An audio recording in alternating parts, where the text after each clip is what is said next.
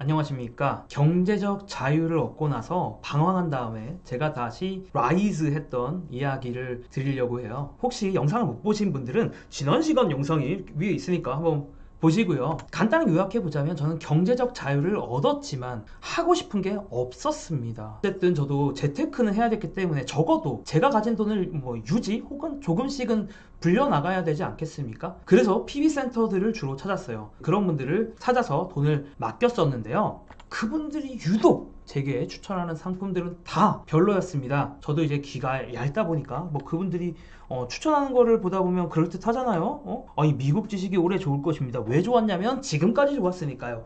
혹은 한국 주식이 좋다고 얘기할 수도 있죠. 왜 한국 주식이 좋냐면 지금까지 안 좋았으니까 이제 반등할 시기다. 그런 것들을 자꾸 얘기하면서 저한테 추천을 해주시는데 저같이 경제를 잘 몰랐던 사람 입장에서는 도대체 뭐에 투자해야 될지 모르겠더라고요. 그래서 일단은 그냥 추천해주는 거 위주로 막 투자를 했죠. 문제는 근데 뭐냐면 추천해주시는 그분들도 내년에 어떻게 될지 모른다는 거죠. 요즘이야 제가 누가 상품을 추천하면 삐리삐리 거짓말이군 이런 생각을 할 텐데 그 당시에는 저도 귀가 얇았기 때문에 그분들이 그냥 이거 하자고 하면 하고 제가 들어갔던 게 이런 것 같아요. 비상장 주식, 국내 주식 투자, 중국 주식 투자, D2P 투자 한 30에서 40개 정도 들어갔는데 3년간 30여 개 상품 수익률이 무려 두부두부 빵 프로 수익률이 제로였어요. 아니 저는 그래도 한두 푼 넣은 게 아니고 그래도 수십억 이상 투자를 했는데 0%가 나오는 건 좀 너무하지 않습니까? 그래서 진짜 너무 열이 받았고 이게 그렇더라고요. 2년 동안 아무것도 제가 재밌어 했던 게 없는데 갑자기 투자 공부, 금융 공부가 하고 싶다는 그런 마음이 샘솟기 시작했습니다. 그 즈음에 후배 중에 한 명이 IM컴퍼니라는 회사를 NHN엔터에 매각을 했어요. 그래서 저보고 수업을 같이 듣자고 하더라고요. 주식 투자 수업을 같이 듣자고 해서 투자 수업을 들었는데 주로 이분들 수업을 제가 들었습니다. 물론 이분들 말고도 그 이후에 더 많은 분들의 수업을 들었고요. 예를 들면 HFT 수업 같은 것도 들어봤었고 각종 유료 강좌는 정말 다 다녔습니다. 그러면서 좀 저한테는 신세계가 펼쳐졌는데요.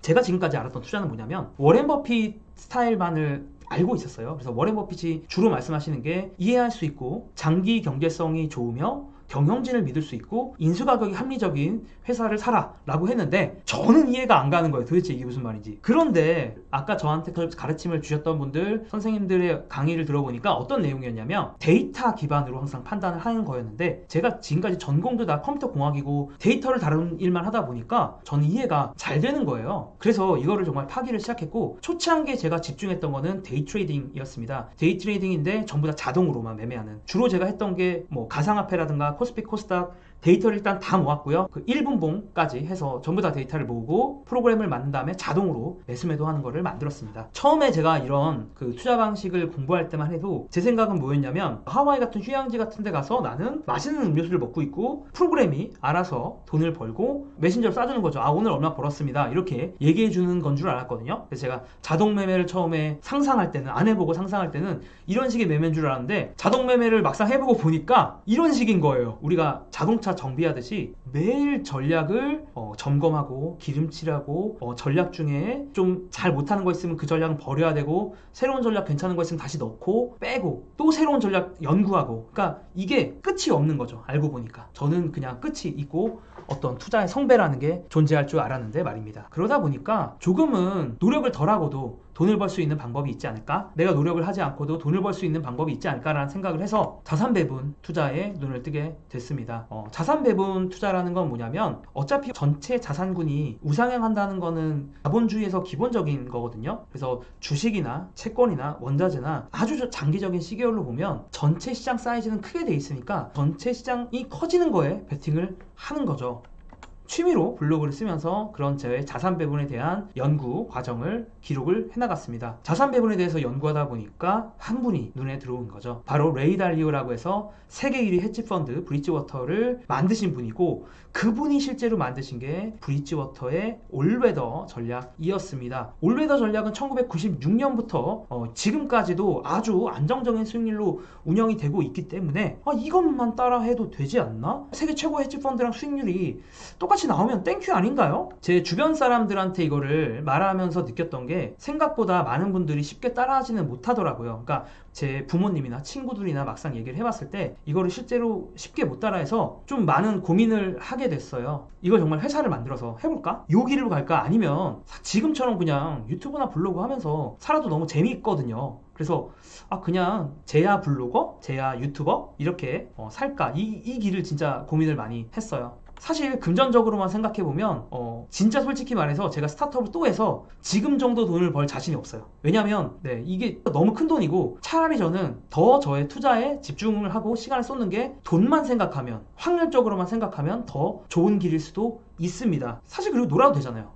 그럼에도 불구하고 저는 투자가 너무 재밌었어요. 제가 공부를 하기 시작하면서 항상 새벽에 아무 일도 하지 않았는데 이제는 어느 날 보니까 제가 새벽에 논문을 찾고 논문을 읽어보고 각종 분석 자료 같은 걸 보면 너무 짜릿한 거야. 특히 뭐 AQR 이런 회사들, 제가 뭐 브릿지워터를 주로 언급했지만 저는 AQR이나 뭐 리서치 어필리에이트라든가 캔피셔라든가 각종 회사들에서 하는 팟캐스트라든가 그런 자료들을 보는 게 너무 짜릿하고 막 미치겠는 거야. 막 그런 걸 보면. 그래서 이거를 이런 자료들도 같이 공유를 하면서 투자를 하기 어려워하는 분들을 도와드려야겠다. 이런 자산 배분 투자가 우리나라에서도 잘 먹힐 수 있다는 거를 어느 정도 증명하고 싶은 그런 마음도 있었어요. 예를 들면 미국에서 뱅가드가 어떤 그 인덱스 펀드가 작동하는 걸 증명했듯이 우리나라에도 어떤 회사가 나타나서 자산 배분을 증명할 수 있는 회사가 있으면 좋겠다는 생각을 했습니다. 물론 그 회사가 제가 하는 회사가 될지 안 될지는 저도 잘 모르죠. 하지만 저한테는 이게 의미 있고 재미있는 일이라고 생각을 했습니다. 그래서 제가 시작을 하게 된 게 이루다 투자 1임이고요.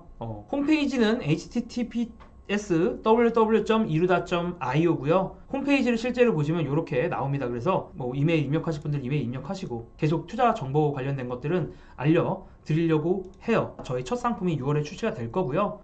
다만 자문보다 이름이 편한 건 여러분들이 계좌 개설하고 나서 아무것도 할 필요가 없어요. 저희가 중간중간에 시장 개입을 할 건데 대부분 여러분들이 하시는 건 자문형일 가능성이 높은데 그런 거는 리밸런싱을 하거나 새로운 자산을 할 때마다 계속 여러분들이 버튼을 눌러줘야 되는데 저희 거는 버튼을 누를 일이 없습니다. 뭐 그런 특징이 있고요. 저희 회사는 상품을 아마 1개, 많아도 2개에서 3개 정도로 상품은 최대한 적게 운영을 할 거예요. 이게 왜 의미가 있다고 생각을 하냐면 대부분의 회사들은 다양한 금융상품을 판매하거든요. 다양한 금융상품을 판매하는 건 사실은 회사 입장에서는 되게 좋아요. 이 중에서 손해가 나는 것도 있고 수익이 나는 것도 있을 거거든요. 그러면은 상품을 홍보하는 입장에서, 금융상품 홍보하는 입장에서는 최근에 수익 나는 것만 그냥 홍보하면 돼요. 그러면은 사람들은 다 그걸 사게 되어 있으니까요. 그런데 저희는 그렇게 가면 사람들이 계속 상품을 이거 했다, 저거 했다, 이거 했다, 저거 했다 하다 보면 안정적인 투자를 할지 못할 거라고 생각을 하고 차라리 저희는 그냥 상품을 소수로 집중하는 게 더 좋지 않나 라는 생각을 하고 실제 그것이 고객의 수익률과도 직결되지 않을까라는 생각을 해서 상품을